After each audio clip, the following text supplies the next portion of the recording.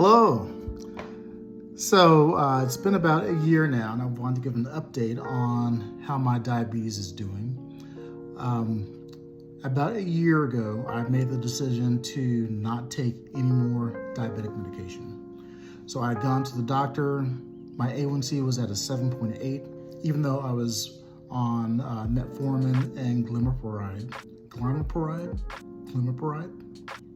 Well, anyway, two different medications, and my A1C was not improving, and so my doctor had actually recommended that I go on that weight loss drug, Ozempic. So I reluctantly tried one shot of Ozempic because you're supposed to take a shot once a week. Yeah, once a week. So I did a first shot, and it made me sick. So then I vowed right then and there, I said, you know what, I cannot do any more meds. If this doesn't work, I'm gonna ramp up my exercise, eat better, and if that doesn't work, then I'll go back and get on all the medication that they prescribe. But I can't take any more medicine. No more. So, long story short, 2 months later, so when you're diabetic, you're supposed to get an A1C test every 3 months. But because I just did this radical change, I wanted to see how my body was reacting after 2 months. So the beginning of August of last year, my A1C was 7.8. Then the first week of October, so 2 months later, it had gone down to a 6 even, which is pretty much in normal non-diabetic range, maybe on the upper end. So I've been able to maintain that for the past year by just following 4 simple steps or a regimen that for me has been relatively easy to maintain. So I have a lot of, I know a lot of people are suffering from diabetes, and if you have the same doctors that I've had for the past 15 years that never mentioned that diabetes is reversible through diet and exercise and a little bit of prayer, hopefully whoever sees this will be able to take something from it and apply it and either reduce your meds or get off of them completely, because the feeling and the way your body reacts when it's not sick is night and day. So yeah, I'll share with you 4, let's see, 1, 2, 3, maybe 5 things, at least 4 things that I can think of that I did consistently over the past year to make sure that I never, that's me knocking on wood, never ever had to take another metformin or glimepiride, I cannot say that word, or a shot of Ozempic ever again. And I still have some Ozempic, so if anyone wants to buy some, let me know.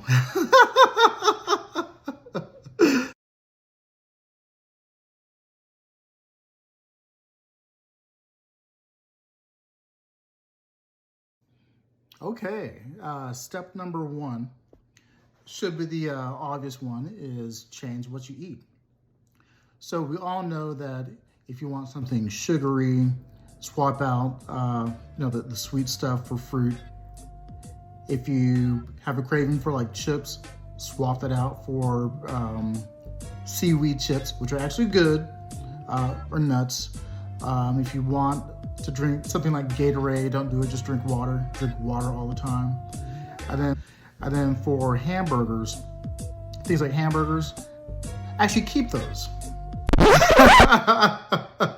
Hamburgers ain't going nowhere. So what I did was during the week, a vegetarian diet. And then on the weekends, I would eat what I want, but within reason. So on the weekends, I'd go to, Whataburger. I'm a big breakfast person, so I didn't cut out pancakes, but I would get sugar-free syrup if I got pancakes for breakfast. Then I would just eat like I normally do. And then on Monday, get right back on to eating primarily vegetables. So there's a dish that I still make that I learned to make back then that's kind of helped me on track. It's basically cabbage, bell peppers, garlic, sausage, and whatever else you want to throw in. And of course, cabbage. And then you saute it, and it's pretty good. So the obvious one, again, is just change what you eat. And that in itself made a huge difference. I dropped probably, 10 pounds within the first month. And that was just, the eating alone really made a difference. So watch what you eat, which is an obvious one. Of course, no sugar. Look at labels. Don't use sauces like salad dressing and things of that nature, because a lot of sauces contain sugar. So basically, eat a lot of vegetables, avoid condiments. If you need a dressing, use olive oil and mustard, things that don't have sugar. And so not rocket science.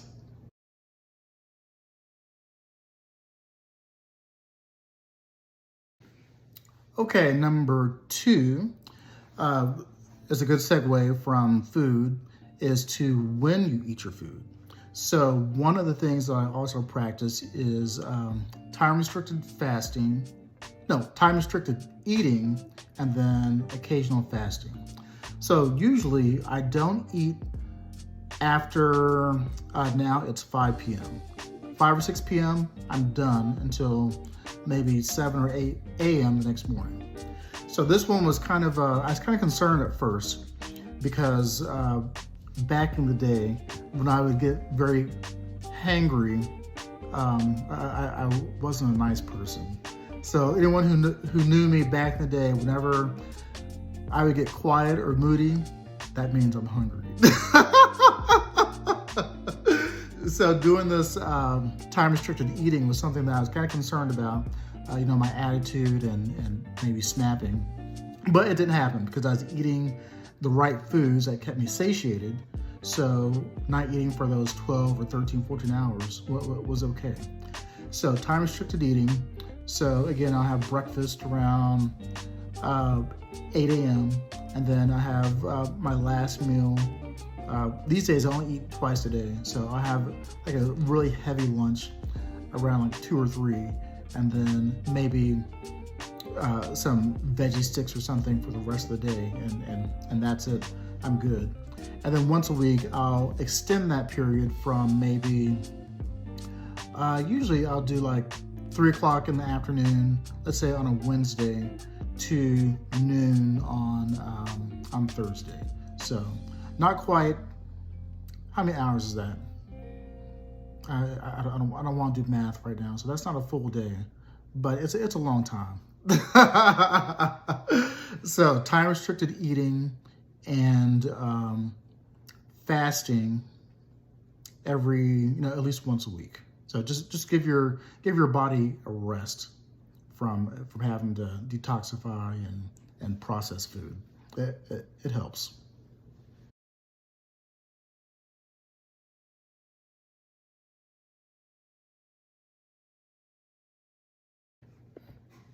Okay, the third one is keep moving. So before I decided to do this challenge or lifestyle revamp, I was already walking 3 or 4 days a week, about a mile or so, but it wasn't enough. So I kicked it up to 2 miles a day. At first I tried to do 10,000 steps a day, but 10,000 steps is about 4.5, 5 miles. So 2 miles, I can fit that in consistently every day. So I do that mainly in the evening. So 2 miles a day. And then twice a week, I do these exercises, which I call my insulin shot. And I call them my insulin shot because they work to drop my blood sugar pretty dramatically in a short amount of time. So doing these exercises, I've done them, and my sugar has dropped anywhere from usually about 40 points to as much as 100 points. So it just depends on what I eat and what time of day it is. But it's always going to drop my sugar as much as like fast-acting insulin would, from my experience. So they consist of 3 exercises. So one, I'll do like 3 or 4 sets of 10 of squats. And then there's this kettlebell exercise that I don't know where I picked up from, but I'll do 3 sets of 10. So I guess that's 30 of those. And I use 20 pounds. And then there is this kind of leg lift exercise that I learned when I was in the Navy. So I'll do about 30 of those as well. Sometimes 40, but most of the times I'll do 30 reps of each of those exercises. And then sometimes I'll throw in some bell, some hand curls, and maybe some push-ups. I'll do 3 sets of those as well if I'm feeling energetic. But those, after checking your sugar, it always has a huge difference in how much it drops your sugar. So just walking 2 miles a day and then doing the insulin shot 2 to 3 times a week helps also keep the sugar in check. Quiet as it's kept, I really like the way these kind of random exercises kind of pulled my body together. So like I feel good for a 45-year-old. I think I look good, but more importantly, I feel good.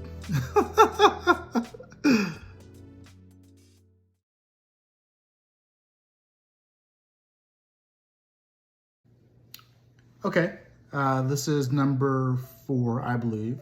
So again, another nice segue. So speaking of keeping things in check, this is probably the most important step, and that is checking your blood sugar. So sometimes, unfortunately, the doctor will give you a CGM, which is a continuous glucose monitor, which you put on your arm or on your back, and then you can scan it with your phone for, well, if you're diabetic, you already know. I had that for 2 weeks. I liked it, but didn't like it because it doesn't give you the most accurate reading, because unlike the old-fashioned finger prick method, it measures, the CGMs measure your blood sugar based on the amount of sugar, let me see if I can get this right, that's in your enter something fluid between your muscle and your skin. There's some fluid there that the sensor kind of hooks into. So that usually has a lag time in what your actual blood sugar is. So for example, I can do the old-fashioned way and check my sugar by pricking my finger and say it reads 100, but if I check using a CGM, it may say 120, which was my sugar 20 minutes ago if I'm trending downwards. Or maybe this number will be lower, and then my sugar actually is higher on the meter. Well, you get what I'm saying. So it's not accurate because there's a lag in the readings when you have a CGM, because again, it doesn't tap into the actual blood. So what I did was just, even to this day, I probably test my sugar about 3 or 4 times a day. And in the first 3 or 4 months, it's very important to test your sugar when you wake up to get your fasting sugar. After every meal that you eat, test it maybe an hour and a half or 2 hours afterwards to see what it does to your blood sugar. And then of course, test it before you go to bed. So it may involve some expense in buying some extra test strips. I buy mine off of Amazon because if they're prescribed to you, they're only going to give you X amount for so many months, but you can go on Amazon, depending on the meter type you have, and just buy them for a little cheaper and get more. But it's important to test, because what you think is healthy and will not raise your blood sugar will raise your blood sugar, and everyone is different. So for example, I thought I was doing good by eating brown rice. Like, oh, brown rice is healthy. Not for me. Not for me. It shot my blood sugar up. And then on the other hand, some things that you think would shoot your blood sugar up, like for me, every couple months, I'll treat myself to a blizzard from Dairy Queen. So the last road trip I took, I stopped at a Dairy Queen. I'm like, okay, I know this is probably going to be a bad idea. I'm going to eat this cup of ice cream, and then I'm going to be driving, sitting and not moving for the next hour and a half until I make it home.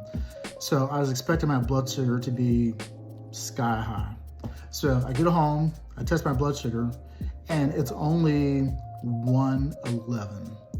I was expecting it to be about 200 just because I got the actual small size of Dairy Queen, and the small size is, it's not small. A small size here is a medium in every other part of the world. So, but you wouldn't know that unless you test your blood sugar. So always test so you can, one, know what foods to stay away from, what foods don't cause your blood sugar to spike. And then two, if your blood sugar is higher than you want, then you can do the insulin shot exercise or go for a walk to bring it down. So always knowing where you are with your blood sugar is very important, and making sure that overall you can keep it within an acceptable range.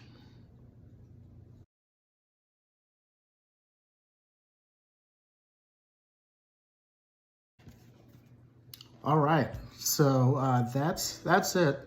I'm trying to think. Okay, so of course, change your food, intermittent fasting, exercise, test. Okay, yeah, there was a fifth one. So also what I do in the morning and at night is I drink a mixture of, well, in the morning, it's green tea with apple cider vinegar, lemon juice, a little bit of monk fruit sweetener, or you can use a little bit of honey, just whichever you prefer.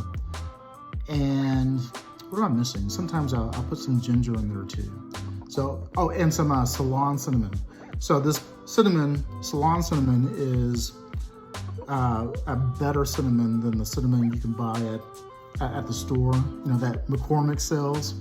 So this is a more pure, better, a mo better cinnamon. It's called Ceylon cinnamon. So Ceylon cinnamon, green tea in the morning, honey or some type of sweetener, and lemon juice. So maybe the apple cider vinegar, just put in like maybe a splash, not too much. And then as much water as you need for your tea. And then lemon juice, I usually use one full lemon because I like the lemon flavor kind of cancels out the apple cider vinegary taste. So I'll do that. And then at night before I go to bed, instead of using green tea, I'll use like a sleepy time tea or chamomile tea or something that doesn't have caffeine. So again, I'll do that. A little splash of apple cider vinegar, the Ceylon cinnamon, lemon juice, again, sometimes ginger. So I do that every day, every morning, every night. So I drink that mixture. So I don't know how much that helps. I know that apple cider vinegar is like it's a wondrous thing. There's also a pretty cool recipe using apple cider vinegar that I've used to like clean my shower. So, so if you can scrape off water stains from this hard Texas water, then it can probably do good for your insides too. It also helps kind of regulate your gut issues and bacteria. So that's another thing. In this past year, since doing that regularly, I haven't had any gut issues. Like I was forever having heartburn and all kinds of issues, but now I'm regular. I feel good. So I hope all those help. They've helped me tremendously. No doctor in the 15 years I was diagnosed, or the 14 years prior that I was diagnosed as a diabetic, ever really stressed the importance of those things, especially the dietary change, because they just usually tell you just don't eat sugar, but I think it goes beyond that. So you have to include the right amount of exercise, and actually know from testing constantly what foods spike your blood sugar and what foods don't. and then also the intermittent fasting. So all that stuff has helped me maintain for the past year. And so like this morning, when I tested my blood sugar, it was, let me look, I write everything down. It was 89, so, and it's been 89, it's been anywhere from 85 to 93 the whole week, so. Testimony, let me testify. So hopefully, I hope that helps someone, and best of luck, be healthy, thanks.